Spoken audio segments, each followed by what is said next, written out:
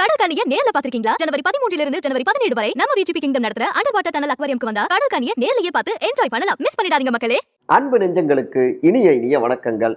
தேர்தல் நெருங்கிடுச்சு. ஒவ்வொரு கட்சியுமே தீயாக வேலை பார்க்க தொடங்கிட்டாங்க. குறிப்பாக அதிமுகவில் என்ன நடந்துட்டு இருக்கு, என்ன பிளான்லாம் பண்ணிட்டு இருக்காங்க அப்படின்னு லேட்டஸ்டான தகவல்களை முந்தைய காணொலியில் பதிவு செஞ்சோம் இல்லையா? சரி, ஆளுங்கட்சி திமுக அவங்க சும்மாவா இருப்பாங்க? அங்கேயும் எக்கச்சக்கமாக, அதாவது வேலைகள்லாம் வந்துட்டு பரபரன்னு ஸ்டார்ட் பண்ணியிருக்காங்க. ஆலோசனை கூட்டங்கள், தொகுதி சம்பந்தமாக, அப்புறம் யாருக்கு சீட் கொடுக்கலாம் அப்படின்னு நிறைய விஷயங்கள் ஓடிக்கொண்டிருக்கு. அதுலேயும் முக்கியமாக அமைச்சர் பதவி காலியாகிடும் அப்படின்னு பலருக்கும் வார்னிங் கொடுத்துட்டு தான் வெளிநாடே போயிருக்காராமா முதலமைச்சர். எதற்காக அப்படி சொல்லியிருப்பாரு? யார் அவங்கெல்லாம்? இன்னொரு பக்கம் பார்த்தோம்னா திமுகவுக்கும் ஷாக் கொடுக்குற மாதிரி ஒரு 10 தொகுதிகள் இருக்கு. அதாவது தனியார் பெண் நிறுவனமும் அப்புறம் உளவுத்துறையும் வந்துட்டு இப்படி ஒரு ரெட் அலர்ட் 10 தொகுதிகளுக்கு கொடுத்துருக்காங்க அப்படின்னும் நம்முடைய செய்தியாளர்கள் அழகு சுப்பையா, துரைராஜ் குணசேகரன்லாம் நம்முடைய ஜூவிலையும் வந்துட்டு கட்டுரையாக எழுதியிருக்காங்க. எதெல்லாம் அந்த 10 தொகுதிகள், என்ன நடந்துட்டு இருக்கு திமுகவில்? இதுதாங்க இன்றைய நம்முடைய விரிவான ஜேவி பிரேக்ஸ். நான் உங்கள் சகோ சே த இளங்கோவன். நிகழ்ச்சிக்கு போகலாம்.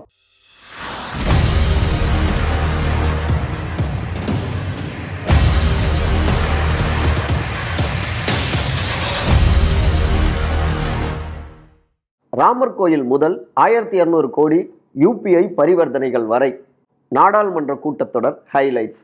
2024 இந்த புதிய ஆண்டுக்கான இடைக்கால பட்ஜெட் கூட்டத்தொடர் புதிய நாடாளுமன்ற கட்டடத்தில் இன்றைக்கு இந்த மாதத்துடைய கடைசி தினம் ஜனவரி 31 அரங்கேறியதுங்க.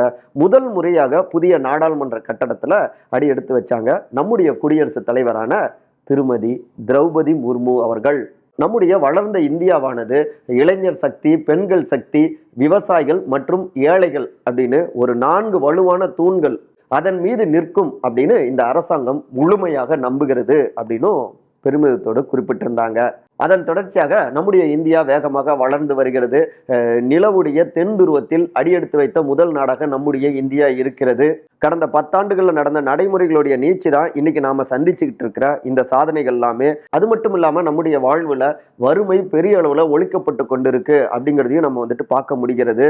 ஜம்மு காஷ்மீருடைய சிறப்பு அந்தஸ்தான பிரிவு 370 நீக்கியது. அப்புறம் மிக முக்கியமாக நூற்றாண்டு கால எதிர்பார்ப்பான ராமர் கோயில் இன்றைக்கு நிஜமாகி இருக்குங்க. இது மட்டும் இல்லாம இந்தியா 1200 கோடி யூபிஐ பரிவர்த்தனைகளை பதிவு செஞ்சிருக்கு அப்படின்னு நிறைய விஷயங்களை பட்டியலிட்டு பெருமிதத்தோடு திரௌபதி முர்மு அவர்கள் பேசினாங்க. நம்முடைய டிஜிட்டல்லையும் கூட நம்முடைய செய்தியாளர் தம்பி சி அர்ஜுனன் வந்துட்டு இதெல்லாம் தொகுத்து எழுதியிருக்காரு. கூடுதலான சில தகவல்கள் எல்லாவற்றையுமே நம்முடைய அடுத்த காணொலியில் பார்க்கலாம். நாடாளுமன்றம் சம்பந்தமாக இன்றைக்கு நம்ம அப்படியே தமிழ்நாடுக்கு திரும்புவோங்க. ஏன்னா ஆளுங்கட்சியில் இங்கே எக்கச்சக்கமான பரபரப்புகள் ஓடிக்கிட்டு இருக்கு. 3 கேள்விகள், நோ கூட்டணி, குமுறிய நிர்வாகிகள், திமுக தொகுதி ஆலோசனை கூட்ட அதிர்வுகள். வருகின்ற நாடாளுமன்ற தேர்தலுக்கான திமுகவுடைய ஆலோசனை கூட்டங்கள் வேகம் எடுத்திருக்குங்க. உள்ளுக்குள்ளார எக்கச்சக்கமான சுவாரஸ்யங்களும் இருக்குங்க அப்படிங்கிறாங்க திமுக இருக்கக்கூடிய மூத்த உடன்பிறப்புகள். தொடக்கத்தில் பார்த்தோம்னா திருவள்ளூர், கிருஷ்ணகிரி உள்ளிட்ட தொகுதிகளை தொடர்ந்து அடுத்து பார்த்தோம்னா கோவை, தென்காசி, அப்புறம் சிவகங்கை அப்படின்னு அடுத்தடுத்த தொகுதிகளுக்கான அந்த ஆலோசனை கூட்டங்கள்லாம் பரபரன்னு நடந்துட்டு இருக்கு. இதில் பார்த்தோம்னா யாரை வேட்பாளராக நிறுத்தலாம், அப்புறம் தொகுதியுடைய நிலவரம் என்ன, அங்கே இருக்கக்கூடிய உட்கட்சி பூசல்கள் என்ன, அந்த நிலவரம் என்ன அப்படின்னு அந்த வழக்கமான, அதாவது இந்த 3 முக்கியமான கேள்விகளை அங்கேருந்து அடுக்கியிருக்காங்க. அதற்கு நிலவரங்களை வந்துட்டு போனவங்க வந்துட்டு பதிலாக கொடுத்துருக்காங்க. முக்கியமாக பார்த்தோம்னா இந்த முறை நம்முடைய தொகுதியை கூட்டணிக்கெல்லாம் விட்டு கொடுத்துடக்கூடாதுங்க, நாமளே போட்டியிடணும், அப்போ நம்ம நிச்சயமாக வந்துட்டு வெற்றியை பெற்றுவிட முடியும் அப்படின்னு பலருமே பதிவு செஞ்சுருக்காங்க. யாருக்கு தொகுதியை ஒதுக்குவது, அதில் யாரை வேட்பாளராக நிறுத்துவது, இதெல்லாம் நாங்கள் பார்த்துக்கிறோம். நீங்கள் தலைமையுடைய முடிவுக்கு கட்டுப்பட்டு யார் அங்கே நிறுத்தினாலும் எந்த கட்சி போட்டியிட்டாலும் அவங்கள வெற்றி பெற வைக்கிறதா உங்களுடைய பொறுப்பு அப்படின்னு தலைமையும் கரார் காட்டியிருக்குங்க. அது மட்டும் இல்லாமல் யார் மீதெல்லாம் புகார் இருக்கோ அவர்களை தனியாக அழைத்து விசாரணையும் செஞ்சிருக்கு அந்த டீம். இதில் தான் யாரோ சொன்னதை வச்சுக்கிட்டு எங்களை குற்றவாளிகள் போல நடத்துகிறாங்க அப்படின்னு அப்படி புகாருக்கு ஆளானவங்க மாசேக்களிடம் குமுற அது ஒருங்கிணைப்பு குழுவுடைய கவனத்துக்கும் கொண்டு செல்லப்பட்டிருக்குங்க. அதன் தொடர்ச்சியாக தனித்தனியாக என்கொயரி பண்ணாமல் கூட்டத்தோடு கூட்டமாக வைத்து பாலிஸ்டாக எல்லோரையும் எச்சரிக்கையும் செஞ்சு அனுப்பியிருக்காங்க அதே டீம்ங்க. அவங்கள பொறுத்த வரைக்கும் முதலமைச்சர் எக்கச்சக்கமாக கரார் காட்டியிருக்காரு இல்லையா, அதெல்லாம் பண்ணிட்டு தானே வெளிநாடும் போயிருக்காரு. ஸோ அவருடைய அந்த வார்னிங் தான் இந்த அளவுக்கு இவங்களை கரார் காட்ட வச்சிருக்கு அப்படின்னு கூடுதல் தகவல்களையும் தட்டி விடுறாங்க அதே ஊப்பிக்கள். அமைச்சர் பதவி காலி, வார்னிங் தந்த ஸ்டாலின், பதறிய அமைச்சர்கள். நம்முடைய அமைச்சர் பெருமக்கள், மாவட்ட செயலாளர்கள், முக்கியமான நிர்வாகிகள் பலருமே கொஞ்சம் கூடுதல் பதற்றத்தில் தான் இருக்காங்க பாஸ் அப்படிங்கிறாங்க அறிவாலயத்தில் இருக்கக்கூடிய சோர்சஸ். என்னங்க அப்படின்னு விசாரித்தோம்னா, இப்போ எல்லாமே சிஎம் கொடுத்த வார்னிங் தாங்க, சில விஷயங்களை சொல்லிட்டு தான் வெளிநாடுக்கும் அவர் போயிருக்காரு, திரும்பி வரப்போ வேலைகள் ஒழுங்காக நடந்திருக்கணும் அப்படின்னு வார்னிங் கொடுத்துருக்காரு.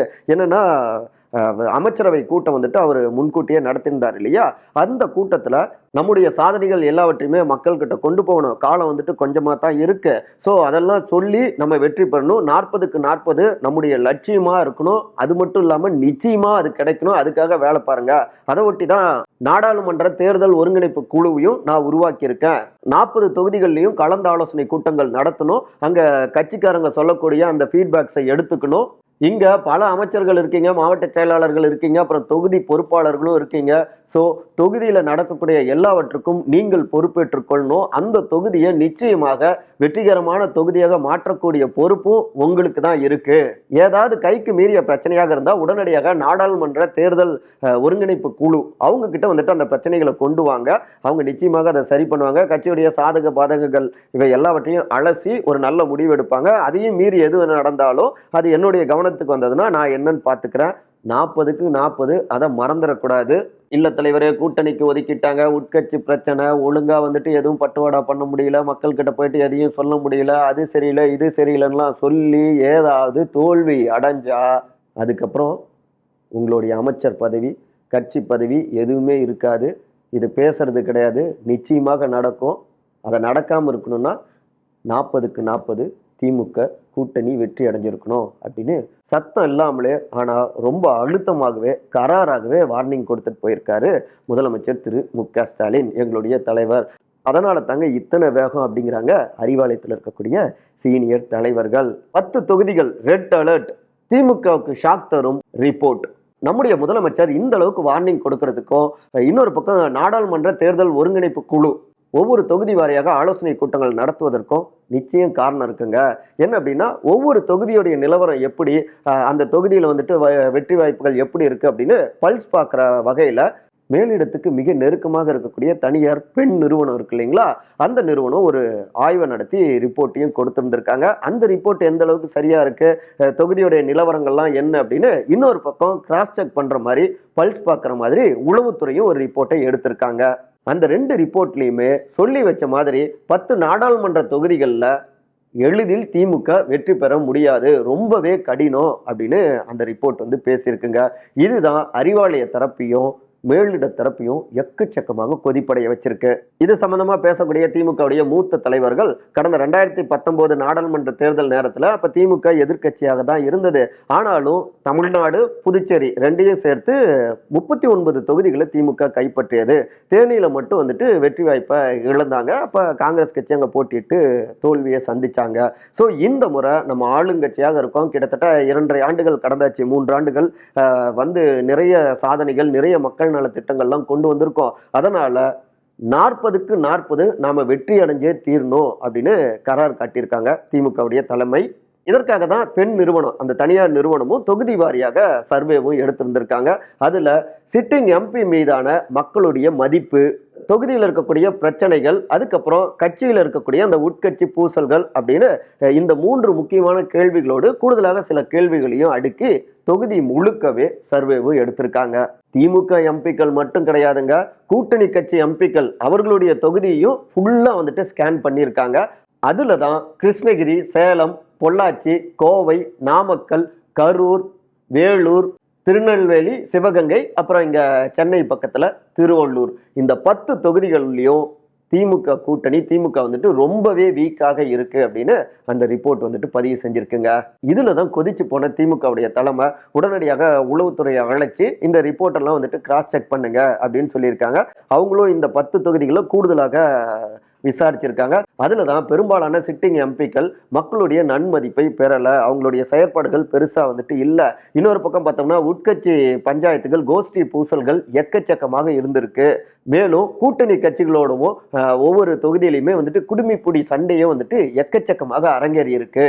இப்படி பல பஞ்சாயத்துகளால நிச்சயமாக வருகின்ற தேர்தல்கள்ல இதை கவனிக்கலைன்னா பெரிய சறுக்கல்கள் ஏற்படும். இப்போதான் கவுன்சிலர்கள் மேயர்களுக்கிடையே வந்து நடக்கக்கூடிய அந்த பிரச்சனைகள் இதெல்லாம் வந்துட்டு நம்ம கொஞ்சம் சரி பண்ணோம். ஸோ இந்த 10 தொகுதிகள் ரெட் அலர்ட் கொடுக்கப்பட்டிருக்கு இல்லையா, இதுல கூடுதல் கவனம் செலுத்தணும் அப்படின்னு வந்துட்டு தலைமை எச்சரிக்கை செஞ்சிருக்காங்க. மிக முக்கியமாக அமைச்சர் திரு உதயநிதி ஸ்டாலின் அவருமே இந்த விஷயங்கள்ல தீவிரமாக இருக்காரு. இந்த தேர்தல் போன நாடாளுமன்ற தேர்தலில் தான் தீவிரமாக களத்துக்கு வந்தார். இந்த நாடாளுமன்ற தேர்தலில் 40க்கு 40 வெற்றி பெற வைத்தா உதயநிதி ஸ்டாலினுடைய எதிர்கால அரசியலுக்கும் அது உரமாக மாறும் அப்படிங்கிறதால, ஏன்னா சென்ட்ரலும் நேரடியாக உதயநிதி ஸ்டாலினை நிறைய விஷயங்களை டார்கெட் பண்ணுறாங்க.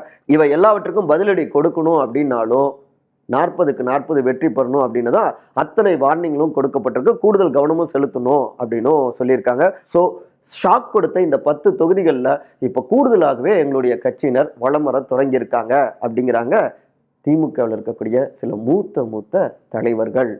நம்ம காணொலியோடைய நிறைய பகுதிக்கு வந்தாச்சுங்க. சமீபத்தில் ஒரு கிரிக்கெட் போட்டி வந்துட்டு எல்லோருமே திரும்பி பார்க்க வச்சது. அந்த போட்டி தொடங்குறதுக்கு முன்னாடி என்னங்க இந்த டீம்லாம் நாங்கள் ஊதி பெருக்கிடுவோம், தூக்கி போட்டுருவோம், ஏன்னா பிங்க் பால்ல இவங்கெல்லாம் யாருமே ஜெயிச்சதில்லை, இவங்க ஜெயிச்சிருவாங்களா அப்படின்லாம் வந்துட்டு சொன்னாங்க. சொன்ன டீம் பார்த்தோம்னா ஆஸ்திரேலியா. 2வது இன்னிங்ஸில் டோட்டல் அவங்களுக்கு நிர்ணயிக்கப்பட்ட டோட்டல் பார்த்தோம்னா 216 தான். ஆஸ்திரேலியா மாதிரியான டீமுக்கு இதெல்லாம் சாதாரணமாக சேசிங் பண்ணிடுவாங்க அவங்க. இன்னும் சொல்லப்போனால் 96க்கு 2 விக்கெட் தாங்க, மீதி 8 விக்கெட் இருக்கு, மீதி இருக்கிற ரன்னை அடிக்க மாட்டாங்களா, இப்படி தான் உலகத்துடைய பார்வை இருந்தது. இந்த போட்டிக்கு முன்னாடி வேற அந்த எதிரணியை வந்துட்டு ரொம்ப கேலி கிண்டல்லாம் பண்ணியிருந்தாங்க. ஆனால் எதை பற்றியும் கவலைப்படலை. 96க்கு 2 இருந்த நேரத்தில் இவர் மறுபடியும் பாலை கையில் எடுக்கிறாரு.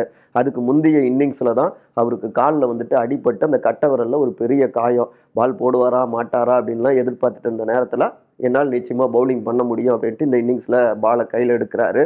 தொடர்ந்து ஒரு தாக்குதலை நிகழ்த்துறாரு. ஒரே புள்ளியில் பவுலிங் பண்ணுறாரு. சர்ருன்னு ஸ்டிக்கு நோக்கி வருது. அட்லாஸ்ட் அந்த 3வது விக்கெட்டை தூக்குறாங்க. அதுக்கப்புறம் என்ன சடன்னு 7 விக்கெட்டுகளை அவர் மட்டுமே எடுத்துடுறாரு. ஆஸ்திரேலியா டீமை டோட்டலாக நிர்மூலமாக்கி 8 ரன்ல ஒரு வரலாற்று வெற்றியும் பெற்ற அந்த அணி பார்த்தோம்னா வெஸ்ட் இண்டீஸ் அணிங்க. கிட்டத்தட்ட 21 ஆண்டுகள் கழித்து வெற்றியும் 27 ஆண்டுகள் கழித்து ஆஸ்திரேலியா மண்ணிலும் அந்த வெற்றி பெற்று இருக்காங்க. பிங்க் பால்ல ஆஸ்திரேலியா டீமை வீழ்த்திய முதல் அணி அப்படின்னு பெயர் பெற்றிருக்கு. இப்படியான ஒரு அபாரமான வெற்றியை சாத்தியப்படுத்தியவர் வேற யாரும் இல்லை, இளம் பந்து வீச்சாளரான சமர் ஜோசப். அவர் பேர்லேயே வந்து போர் இருக்குங்க, சமர்னா போர். அவர்கிட்ட பிராத்வேட் கேப்டன் ஒரே ஒரு விஷயத்தை தான் சொன்னார், உன்னுடைய பலம் எதுவோ அதை நீ நம்பு, தொடர்ந்து அந்த புள்ளியில் உன்னுடைய தாக்குதலை நிகழ்த்து, உன் ஸ்பெல்ல விட்டுறாத, நிச்சயமாக பலன் கிடைக்கும் அப்படின்னாரு. இன்னைக்கு ஒரு வரலாற்று வெற்றியை வெஸ்ட் இண்டீஸ் பெற்று இருக்கு. அரசியல் களத்தில் எந்த களத்துலையுமே அதாங்க, நம்ம பலத்தை நம்பணும், நம்ம முன்னாடி வீசப்படுகின்ற அந்த அவமானங்களை அப்படியே நெஞ்சில் வச்சுக்கணும், அதுக்கு பெரிய ரியாக்ட் பண்ணாமல் செயலில் காட்டணும். ட்ரீம் பிளான் டூ அப்படின்னு சொல்லுவாங்க இல்லையா, அதை செஞ்சு வெஸ்ட் இண்டீஸ் வெற்றியை பெற்று இருக்கு. அரசியல் களத்தில் இருக்கிறவங்க தன்னுடைய ட்ரீமை, பிளானை, டூ அந்த ஆக்ஷனை மக்களுக்கு உண்மையான உரிமைகளை பெற்றுத்தரக்கூடியதற்கு அமைத்து கொண்டால் மக்களும் அவங்கள கொண்டாடுவாங்க. மற்றபடி இதே போன்ற அரசியல் சார்ந்த காணொலிகளுக்கான விகடன் டிவியை சப்ஸ்கிரைப் பண்ணுங்க. மறக்காம உங்களுடைய சிறந்த கருத்துக்களை கருத்துரை பகுதியில் வந்து பதிவு செய்யுங்க. அனைவரும் அன்பால் ஒருங்கிணைந்திருப்போம். நன்றி, வணக்கம். கடற்கனியை நேர்ல பாத்திருக்கீங்களா? ஜனவரி 13 இருந்து ஜனவரி 17 வரை நம்ம விஜிபி கிங்டம் நடத்துற அண்டர் வாட்டர் டனல் அக்வாரியம்க்கு வந்தா கடற்கனியை நேர்லயே பார்த்து என்ஜாய் பண்ணலாம். Be enchanted by a real life mermaid at India's largest underwater aquarium. Miss பண்ணிடாதீங்க மக்களே.